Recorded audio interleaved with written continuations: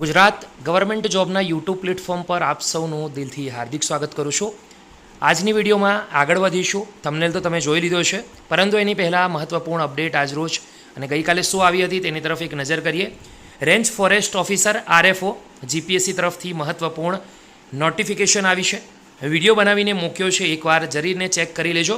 ST GSRTC conductor ભરતી 2025 તેની પણ મહત્વપૂર્ણ અપડેટ નોટિફિકેશન ઓફિશિયલ વેબસાઇટ પર આવી ગઈ છે।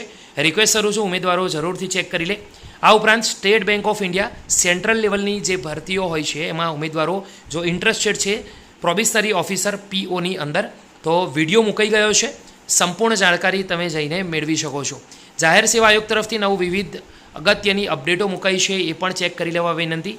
10,000 શિક્ષક જગ્યાઓ પર કુબેર ડિંડોગની મોટી અપડેટ આવી છે, એ પણ જોઈ લેવા વિનંતી। સ્ટાફ નર્સી લગભગ અહીંયા દોસ્તો 1903 જગ્યા પર જે મહત્વપૂર્ણ અપડેટ છે, ઘણા લાંબા સમયથી જે ભરતી અટકે છે તેને લઈને એક નોટિસ જાહેર થઈ છે, એનો વિડીયો ડિટેલમાં સમજાવ્યો છે, તો જરૂરથી ચેક કરી લેજો જે સ્ટાફ ભરતીમાં ઇન્ટરેસ્ટેડ હોય। તો દોસ્તો સમયનો વેસ્ટ ન કરીશું, આગળ વધીશું। વાત કરીએ ગુજરાત ગૌણ સેવા ભરતી 2025 ગુજરાતી સ્ટેનોગ્રાફરની, અને એના પછી ઇંગ્લિશ સ્ટેનોગ્રાફરની વાત કરીશું।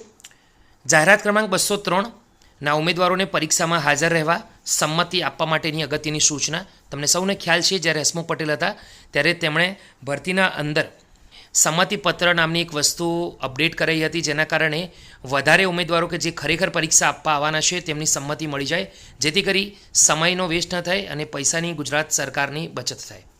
તો જાહેરાત ક્રમાંક 203 ગુજરાતી સ્ટેનોગ્રાફર ગ્રેડ 3 વર્ગ 3 તથા જાહેરાત ક્રમાંક 204 અંગ્રેજી સ્ટેનોગ્રાફર, તો બંનેની અહીંયા અપડેટ છે। ગ્રેડ 3 વર્ગ 3 તાંત્રિક સંવર્ગની સીધી ભરતીની જાહેરાત અન્વયે લાયકી પરીક્ષા લઘુલિપિ કસોટીનું માહે ઓગસ્ટ 2025માં આયોજન કરવાની બાબત વિચારણા હેઠળ છે। ઉપરોક્ત જાહેરાત અન્વયે નોંધાયેલ ઉમેદવારો પાસેથી પરીક્ષા આપવા માટેની સંમતિ આપવા સારું સંમતિ અંગેનું ફોર્મ ઓજસ વેબસાઇટ પર ઉપલબ્ધ કરવામાં આવેલ છે, જે 14 જુલાઈ 2025થી 19 જુલાઈ દરમિયાન ભરી લેવા જણાવવામાં આવે છે।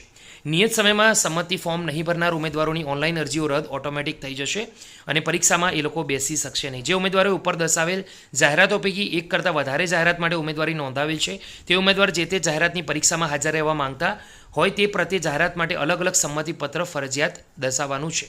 એક જાહેરાત માટે આપેલ સંમતિ અન્ય જાહેરાત માટે માન્ય ગણાશે નહીં, અને આ અંગેની કોઈપણ રજૂઆત મંડળ દ્વારા ગ્રાહ્ય રાખવામાં પણ નહીં આવે। વધુમાં સંમતિ આપવા માટેનો સમયગાળો સમાપ્ત થયેથી કોઈપણ સંજોગોમાં ઓફલાઈન સંમતિ સ્વીકારવામાં આવશે નહીં। ઉમેદવારોએ તેની ખાસ નોંધ લેવાની છે, અને મહત્વપૂર્ણ અપડેટ 11 જુલાઈના રોજ આવેલી છે। દોસ્તો આજની વિડીયોમાં આટલું જ રાખીએ છીએ, ફરી મળીશું એક નવી અપડેટ સાથે।